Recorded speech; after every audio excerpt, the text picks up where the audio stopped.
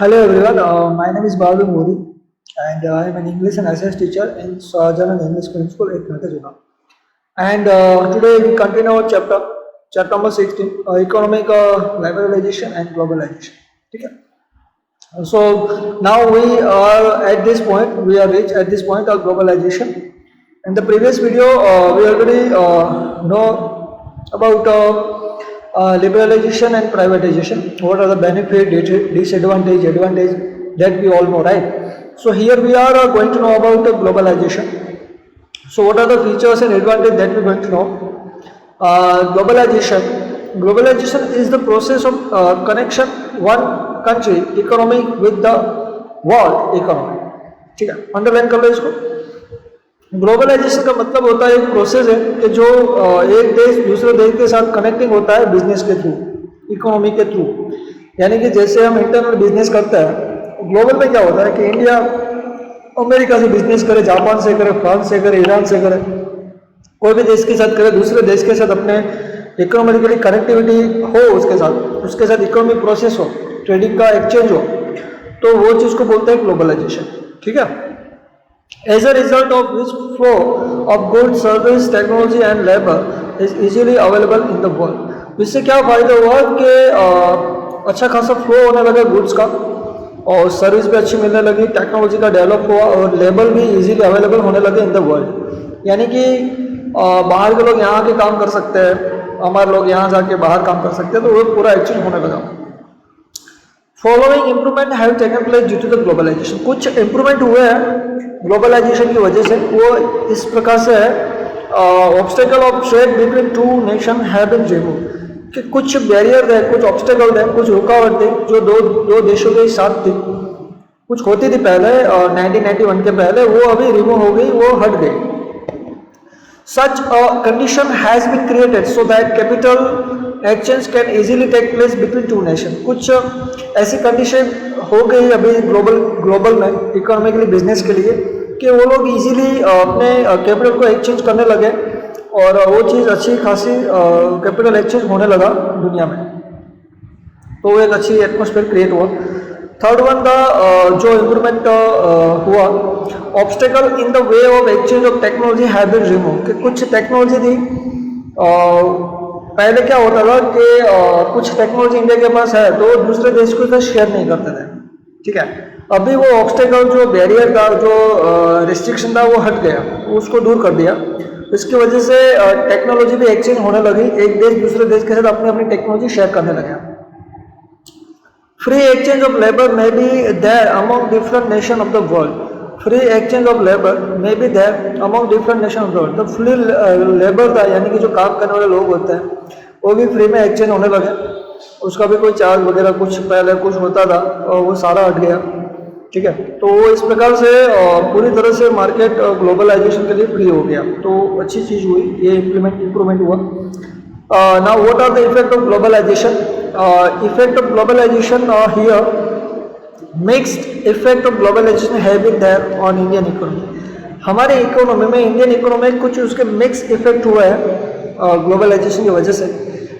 Many advantage and disadvantage are there which are as follow. कुछ काफ़ी फायदे और गैर फायदे हुए हैं, वो हम देखेंगे. What are the advantage here?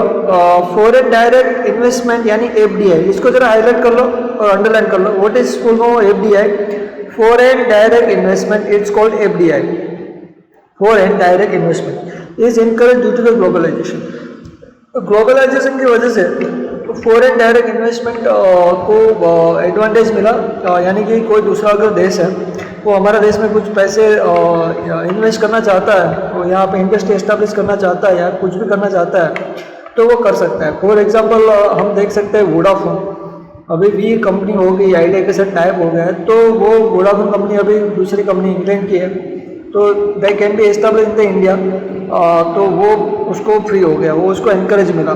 काफ़ी सारी कंपनी है जैसे कि सुजुकी है, होंडा है, तो जो हम this are the you know this we all know aware about it, right? Very familiar with these companies. तो ये सारी कंपनी विदेश की है, फॉरेन कंपनी है जो यहाँ पे आके इन्वेस्ट करती है और एक्सचेंज करती है बिजनेस को, और इस तरह से वो थोड़ा इनकरेज हुआ ग्लोबलाइजेशन की वजह से. सेकंड है गुड्स, हमारे देश की कंपनियां भी दूसरे देश में जा सकती है इजीली, ऐसा कुछ है नहीं। सेकंड है goods produce in the develop countries can easily be obtain due to the globalization. Goods produced in the developed country are easily be obtain due to the globalisation. जो अच्छी खासी गुड्स प्रोडक्टिविटी है, production है, वो अच्छा develop होने लगा develop country में, और वो ग्लोबलाइजेशन की वजह से जो डेवलप कंट्री वो अच्छे से अपने प्रोडक्ट्स प्रोड्यूस को, वो अपने गुड्स की प्रोड्यूस को अच्छे खासे डेवलप करने लगे, वो ऑब्टेन करने लगे, गेन करने लगे। थर्ड बेनिफिट है, एडवांटेज है, developing country like India can withstand competition in international level due to the globalisation.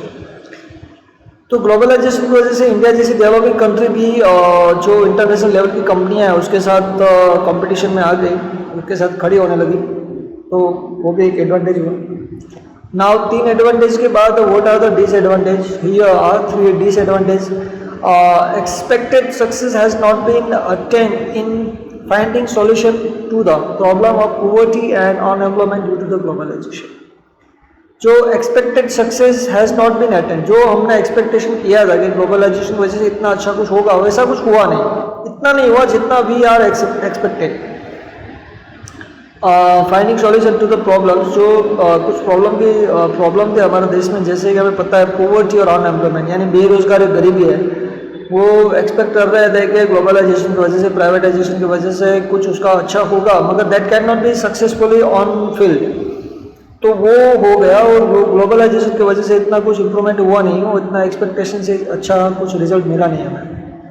दूसरा, that means unemployment and poverty as it is, that not nothing improvement we can say. Developing countries have not acquire proper benefit of increase in export, यानी कि जो developing country India जैसी country है, वो जो अपने goods को, commodities को एक्सचेंज करती है, ठीक है, वो एक्सपोर्ट करती है, तो उसमें इतना कुछ उसको इतना बेनिफिट नहीं मिला जितना उसको मिलना चाहिए, which they should be have acquired, जिसको उतना मिलना चाहिए, that can not get this developing country like India, they export is goods commodity to the other country, that can not get a proper benefit as they should require. Large scale industry have acquired more benefit while small scale industry have obtained less benefit। जो बड़ी industry थी India की और दूसरे देशों के भी, वो ज़्यादा से ज़्यादा बेनिफिट करने लगे, मगर जो स्मॉल इंडस्ट्रीज थी उसको उतना बेनिफिट नहीं मिला। तो ये हो गए डिसएडवांटेज और एडवांटेज देख ले। अभी नेक्स्ट पॉइंट है world trade Organization. World trade Organization short form है WTO, World trade organisation WTO, ठीक है, प्लीज इसको याद रखना। So World trade Organization was established on 1 January 1995 by the member nation of United Nation. इसको जरा highlight कर लो, अंडरलाइन कर लो कि वर्ल्ड ट्रेड ऑर्गेनाइजेशन की स्थापना 1 जनवरी 1995 को हुई थी। जो भी यूनाइटेड नेशन के मेंबर देश थे उनके सहयोग से वर्ल्ड ट्रेड ऑर्गेनाइजेशन का एस्टैब्लिश हुआ। Its headquarter is located in Geneva in Switzerland. इसको जरा हाईलाइट कर लो कि जो WTO है, वर्ल्ड ट्रेड ऑर्गेनाइजेशन का हेडक्वार्टर है, वो जेनेवा में है, स्विट्जरलैंड कंट्री में, ठीक है। Its objective are as follow. उनके ऑब्जेक्टिव क्या है, उनके हेतु क्या है? Here objective of WTO first है to remove the obstacle influence global trading, यानी कि जो इन्फ्लुएंसिंग है, जो असर होती है, जो इफेक्ट होता है, जो नुकसान होता है, जो भी इन्फ्लुएंस होता है, उसके लिए जो ऑब्स्टेकल है, जो रुकावट है, उसको दूर करना ट्रेडिंग में। ट्रेडिंग यानी बिजनेस में जो एक्सचेंज करते हैं, जो उसको ट्रेडिंग बोलते हैं। एक चीज़ को देना, लेना, बेचना, मनी एक्सचेंज करना, इकोनॉमिक प्रोसेस होना, वो पूरी ट्रेडिंग होता है। To remove protection policy given to the industry of country of foreign trade. To remove protection policy given to industry of country for foreign trade, यानी कि जो प्रोटेक्शन मिलता है, to remove the protection policy, जो protection policy उसको remove करना, तो given to the industry of country, की जो industry of company for foreign trade, foreign trade company को जो प्रोटेक्शन मिलता है उसको हटा देना, यानी कुछ क्राइटेरिया होता है उसमें, उसको रिमूव कर देना। To coordinate with the global trade policy and economic policy, जो ग्लोबल ट्रेड पॉलिसी और इकोनॉमिक पॉलिसी होती है उसके कोऑर्डिनेट करना, उसके सहयोग करना. To solve the trade related dispute arise in the world. अगर कोई एक देश दूसरे देश के साथ कोई ग्लोबल ट्रेडिंग करता है, ठीक है, उसको कोई इशू होता है, कुछ डेप्थ का इशू होता है, कुछ एक्सचेंज का इशू, गुड्स का इशू होता है, तो उसकी पॉलिसी क्रिएट की जिसकी वजह से कोई डिस्प्यूट हो, कोई प्रॉब्लम हो, उसको शॉर्ट आउट किया जाए. तो ये चारों ऑब्जेक्टिव है WTO के ग्लोबलाइजेशन के लिए. वो 1 जनवरी 1995 को उसका इस्टेब्लिश हुआ और जिनेवा स्विट्जरलैंड में उसका हेडक्वार्टर है. यूजर आप याद रखना. ना what are the function of WTO? तो फंक्शंस है to set up a required structure for implementation of agreement related to multinational trade and agreement related to set up the required structure. एक इस तरह का ज़रूरी जो स्ट्रक्चर है उसको सेटअप करना, उसको इम्प्लीमेंट करना ऑफ एग्रीमेंट रिलेटेड, जो एग्रीमेंट होता है उसके रिलेटेड, और मल्टीनेशनल ट्रेड, जो मल्टीनेशनल ट्रेड होता है अलग अलग देशों में, उसके लिए भी कुछ एग्रीमेंट रिलेटेड है, उसका पूरा एक सेटअप स्ट्रक्चर क्रिएट करना जो एग्रीमेंट के ऑपोजिट ना हो. करार जिसको बोलते हैं एग्रीमेंट, ट्रीटी भी बोल सकते हैं आप, मगर अलग चीज़ है ट्रीटी. मगर एग्रीमेंट ऐसा ही कुछ होता है, उसके टर्म्स एंड कंडीशन होते हैं उसमें, तो उसको अच्छी तरह से स्ट्रक्चर करना. सेकंड फंक्शन है world trade Organization play a vital role for the debate and negotiation for multinational trade. World trade Organization सबसे इम्पोर्टेंट रोल प्ले करता है जब किसी भी चीज़ में नेगोशिएशन करना हो या डिबेट करना हो मल्टीनेशनल ट्रेड में. मल्टीनेशनल ट्रेड में अलग अलग देशों में ट्रेडिंग में कोई इशू और डिस्प्यूट है, तो उसके लिए जो विटल रोल प्ले करता है वो प्ले करता है world trade organisation WTO. WTO encourage unbiased international trade. वो रुकावट के बगैर किसी भी डिस्क्रिमिनेशन के बगैर बिजनेस को इंक्रीज करना उसका मेन हेतु होता है. Different nation follow their own policy, national policy. अलग अलग देश अपनी खुद की पॉलिसी को फॉलो कर सकते हैं.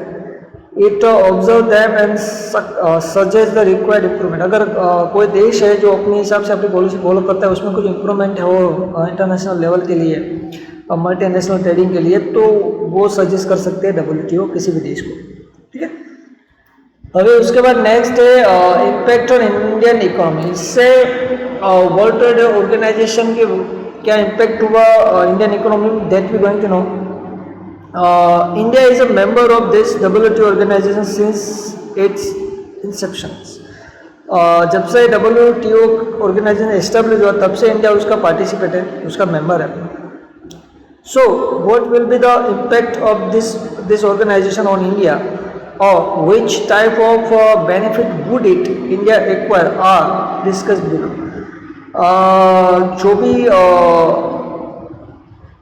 क्या क्या इम्पैक्ट हुए इंडिया में इस WTO ऑर्गेनाइजेशन की वजह से इंडिया के ऊपर, इंडियन की इकोनॉमी के ऊपर से कौन कौन से बेनिफिट हुए, कौन कौन से इम्पैक्ट हुए, वुड इट इंडिया एक्वायर का इंडिया को जो मिला है, जो मिलने चाहिए थे, वो हम यहाँ पे डिस्कस करेंगे.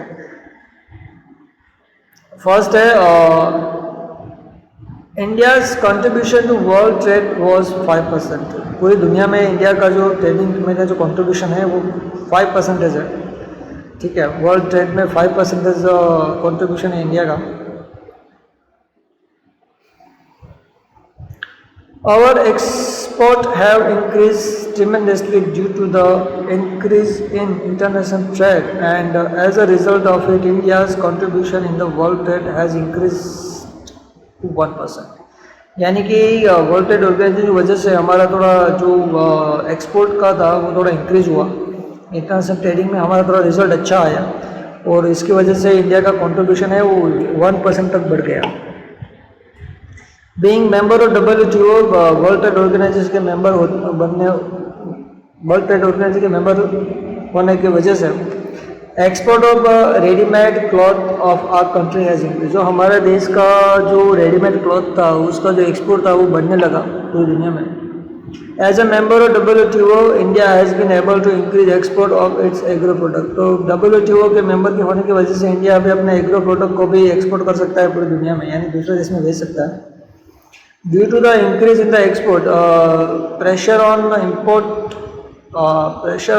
imports has reduce and foreign investment have been increased in the foreign exchange. यानी कि due to the increase of export, हमारे एक्सपोर्ट बढ़ने की वजह से जो प्रेशर था इंपोर्ट एज रिड्यूस में, जो इंपोर्ट को रिड्यूस करना वो थोड़ा कम हुआ, और foreign investment has been increase, जो दूसरे देश हमारे देश में आके पैसे रोके वो थोड़ा बढ़ने लगा, फॉरेन एक्सचेंज भी बढ़ा और फॉरेन इन्वेस्टमेंट भी इंडिया में बढ़ा.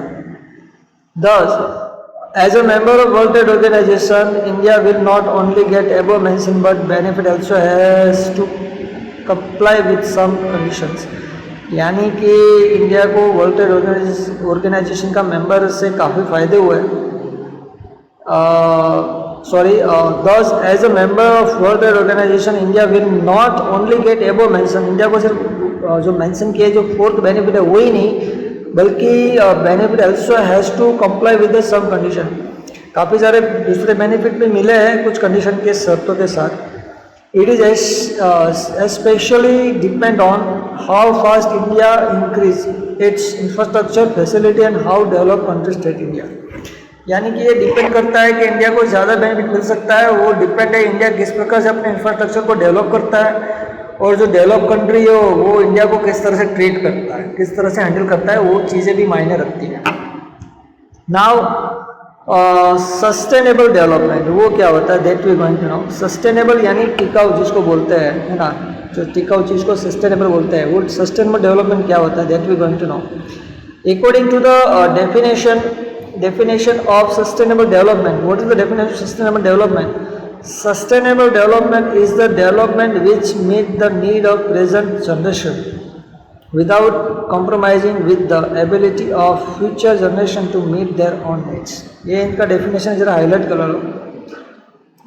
Sustainable development is the development, sustainable development ऐसा development है which meets, जो उसको प्राप्त होता है the need of present generation without compromise. जो प्रेजेंट जनरेशन है उसको अच्छी तरह से उसको नीड उसकी फुलफिल होती है कोई भी कॉम्प्रोमाइज़ की बजाय, with the ability of future generation to meet their own needs. यानी कि इस तरह से जो करंट जनरेशन है उसकी तो नीड कंपलसरी वो फुलफिल करती है, और साथ ही साथ फ्यूचर जनरेशन की भी जो नीड होती है उसके हिसाब से वो काम करती है. तो दैट इज़ गुड थिंग, है ना. तो फ्यूचर जनरेशन भी अपनी नीड को वो गेन कर सकता है. Thus, the idea of sustainable development developed because of extreme effect on nature, near human habitation and man create power. यानी कि जो सस्टेनेबल डेवलपमेंट का जो मेंटालिटी है वो इस तरह से डेवलप हुई क्योंकि extreme effect on nature near human habitation. यानी कि जो बहुत ज़्यादा ह्यूज इफेक्ट है नेचर नियर जो ह्यूमन हैबिटेशन है, ह्यूमन का जो रहठान है, हैबिटेशन है, एंड मैन क्रिएटेड ओवर, जो लोगों ने क्रिएट किया उससे ज़्यादा उसका डेवलप हुआ, एनवायरनमेंट के साथ भी उसका कनेक्टिंग हुआ.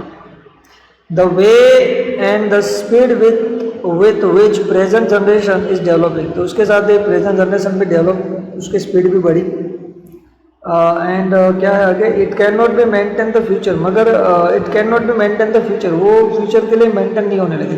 यानी कि जो रिसोर्सेज है that we use more and more but we are not think about the future generation. तो ये थोड़ा इम्पैक्ट हुआ है. There is a fear that luxuries which present generation is enjoying may not be there for future. तो ये जो मैंने अभी आपको बोला कि और ज़्यादा से ज़्यादा प्रोडक्शन के लिए और ज़्यादा से ज़्यादा करंट जनरेशन की नीड को फुलफ़िल करने के लिए रिसोर्सेज के काफ़ी यूजली यूज़ होने लगे. और ये डर है कि ये जो लग्जरीज यानी कि जो हाई फाई यूजेस है और लग्जरीज लाइफस्टाइल को और लग्जरीज करंट जनरेशन को लग्जरीज फैसिलिटी प्रोवाइड करना और उसको वो लग्जरीज को एंजॉय कर सके, उसके लिए वो फ्यूचर जनरेशन के रिसोर्सेज रहेंगे नहीं रहेंगे, वो थोड़ा डर हमेशा रहता है. There is a tremendous decrease in natural resource due to the economic development. वो तो सही है कि इकोनॉमिक डेवलपमेंट की वजह से नेचुरल रिसोर्स में काफ़ी सारा डिक्रीमेंट हुआ है, बहुत डिक्रीज हुआ है हमारा natural resources. And their quality is also deteriorating, और उसकी क्वालिटी भी काफ़ी गंदी हो गई है और काफ़ी पोल्यूटेड हुई है. In this condition there is a need to change the idea of development. तो इस कंडीशन में हमें डेवलपमेंट का आइडिया थोड़ा चेंज करना ही पड़ेगा. Idea of sustainable development is study. तो जो आइडिया है सस्टेनेबल डेवलपमेंट का, जो फ्यूचर जनरेशन के लिए भी अच्छा रहेगा और एनवायरनमेंट के लिए भी अच्छा रहेगा, वो आइडिया क्रिएट हुआ because of present development and effect of it on environment. क्योंकि जो प्रेजेंट डेवलपमेंट है वो हमारे खुद के एनवायरनमेंट को वो डिफेक्ट करता है, इफेक्ट करता है, उसके ऊपर असर करता है। तो सस्टेनेबल डेवलपमेंट है, उसका ये आइडिया जनरेट हुआ क्योंकि उसमें हमेशा डर रहता है कि ये फ्यूचर जनरेशन के रिसोर्सेज रहेंगे कि नहीं रहेंगे, और हमारा पॉल्यूशन भी पूरी तरह से पॉल्यूटेड हो गया because of the increase our production and all that. Second है following strategy should be adopted for conservation and preservation of nature resource. तो इसीलिए सस्टेनेबल डेवलपमेंट बोलते हैं जो टिकाऊ फ्यूचर हम आज की जनरेशन को भी अच्छे बेनिफिट है और फ्यूचर जनरेशन के भी लिए उनकी नीड भी उसको मीट हो। तो कुछ स्ट्रेटेजी है जो हमें एडोप्ट करनी चाहिए, एक्सेप्ट करनी चाहिए कंजर्वेशन और प्रिजर्वेशन में। कंजर्वेशन उसको करना जो है हमारे पास उसका कंजर्वेशन करना, और जो हम जो यूज़ करें उसको प्रिजर्व करना, उसको सुरक्षित रखना, ठीक है। तो वो हम देखेंगे, ठीक है। Okay. The renewable natural resource like cultivable farm, forest, water, resource, etc. should be used in such a way that their quality and maintain and non-renewable natural resources like coal, petroleum, mineral, etc. should be used judiciously. यानी कि जो renewable resources है like cultivate farm है, forest है, water resource है, उसको ज़्यादा use करना चाहिए। Should be use in such a way that quality maintain, तो उसका जो यूज़ है फार्मिंग सेक्टर का, फॉरेस्ट का, वाटर रिसोर्सेज का, तो उसकी क्वालिटी वो बरकरार है। और नॉन रिन्यूएबल जो रिन्यूएबल नहीं है, जो एक बार ख़त्म हो जाते हैं तो फिर वापस नहीं आते, ठीक है। ऐसे नॉन रिन्यूएबल रिसोर्स है जैसे कि कॉल है, पेट्रोलियम है, मिनरल्स है, उसको हमें जुडिशियल यानी कंजूसाई से यूज़ करना चाहिए। सेकंड है industrial location should be decided on the basis of lesser transportation cost. यानी इंडस्ट्री लोकेशन इस तरह से डिसाइड होना चाहिए कि जिसमें कम से कम ट्रांसपोर्टेशन का कॉस्ट हो, खर्चा हो, कम आए। Sincere attempt should be the made to the achieve eco friendly development. That means जो डेवलपमेंट के लिए जो सिंसियर अटेम्प्ट होता है, जो जेन्युइन अटेम्प्ट होता है, वो इको फ्रेंडली होना चाहिए, इन्वायरमेंट फ्रेंडली होना चाहिए। थर्ड है those resources which can be used in more than one way should be utilized in a different ways। जो resources हम एक बार जिसका यूज़ करते हैं उसका दूसरा भी यूज़ हो, उसके सेकंड अल्टरनेटिव यूज़ भी हम उसको फाइंड करें। Such a different irrigation system are utilized for more than one purpose, right? And producing electricity, fluid control, transportation, etc. तो दूसरी जगह से हम इलेक्ट्रिसिटी प्रोड्यूस कर सकते हैं फ्लूइड के द्वारा, दूसरे रिसोर्सेज को हम यूटिलाइज कर सकते हैं ताकि जो नॉन रिन्यूएबल रिसोर्स है उसको हम स्टोर कर पाए। फोर्थ है natural resource should not be wastage. जो हमारा नेचुरल रिसोर्स है उसको हमें वेस्ट नहीं करना चाहिए। Control should be laid on unplanned disposal of industrial waste. कि जो इंडस्ट्रियल वेस्ट है, कचरा है, उसको हमें जो डिस्पोजल है उसको हमें कंट्रोल करना चाहिए, उसको प्लान करना चाहिए। और poisonous chemical increase in slum etcetera. जो पॉइजनस केमिकल्स है जो इंक्रीज हो रहा है उसको हमें कंट्रोल करना चाहिए। डिस्पोजल है, इंडस्ट्रियल वेस्टेज डिस्पोजल है, उसको भी हमें प्लान करना चाहिए, जो अनप्लान्ड डिस्पोजल है वो उसको। फिफ्थ है stress should be laid on use of non conventional energy resources such as a solar and wind energy. हमें ज़्यादा से ज़्यादा उस चीज़ पे फोकस करना चाहिए, उस पर बार देना चाहिए कि जो नॉन कन्वेंशनल यानी कि रिन्यूएबल रिसोर्सेज है ना, non conventional that means renewable resources जैसे कि सोलर है, एनर्जी है, विंड है, तो उस एनर्जी को हमें ज़्यादा फोकस करना चाहिए। तो एनवायरनमेंट के लिए भी अच्छा है और हमारे फ्यूचर जनरेशन के भी लिए अच्छा है, ठीक है। So last point is that step taken to protect the environment. For the first time, Earth Conference was organized in 1972 at Stockholm, Sweden. जो environment को बचाने के लिए जो हमारा फर्स्ट ऑर्गेनाइजेशन ऑर्गेनाइज हुआ 1917 को हुआ। Thereafter, the time conventional and the camps have been the organization for protection of environment at the global level, in which it was decided to take the different step environment protection. And India is also involved in this global effect, and government is also making different effort at the national level. So what are the steps taken to the protection for environment? ये underline कर लेना। Earth Conference was organization 1972 at Stockholm, Sweden. इसको highlight कर लेना। What are the steps? Here are the 5 steps. Information about the pollution condition of different cities of nation is presented. Central and state pollution control board have been established to the control pollution. 5th June has been decided to environment day in the world. इसको जरा highlight कर लेना. 5 जून को environment day हम पूरे विश्व में हम उसको सेलिब्रेट करते हैं 5 June. In India government pass the air pollution control act in 1981. इसको जरा हाईलाइट कर लो. इंडियन गवर्नमेंट ने पास किया एयर पोल्यूशन कंट्रोल एक्ट 1981 को. International agreement have been signed for deteriorating level of ozone disposal और nuclear wastage in the maintaining the biodiversity. So इस 5 step से अगर हम अच्छे से इसको इम्प्लीमेंट करें तो डेफिनेटली इको फ्रेंडली हो सकता है हमारा production. So thus, conservation of environment is everyone responsibilities. हमारे environment को conservation करना, उसको सुरक्षित रखना हमारी सबकी responsibility है. हमें we have to save our environment. If we do not control our pollution, अगर हम अपने pollution को control नहीं करेंगे तो no doubt the life of earth will be doomed soon. तो उसमें कोई शंका नहीं है कि दुनिया की जो जिंदगी है वो एक दिन खत्म हो जाएगी definitely. So I hope students you all got point from my side. Please write exercise from find out the answer from the textbook and prepare yourself and find out all answers from the textbook and write down in your prayer book. Clear? So have a nice day. Bye. Take care.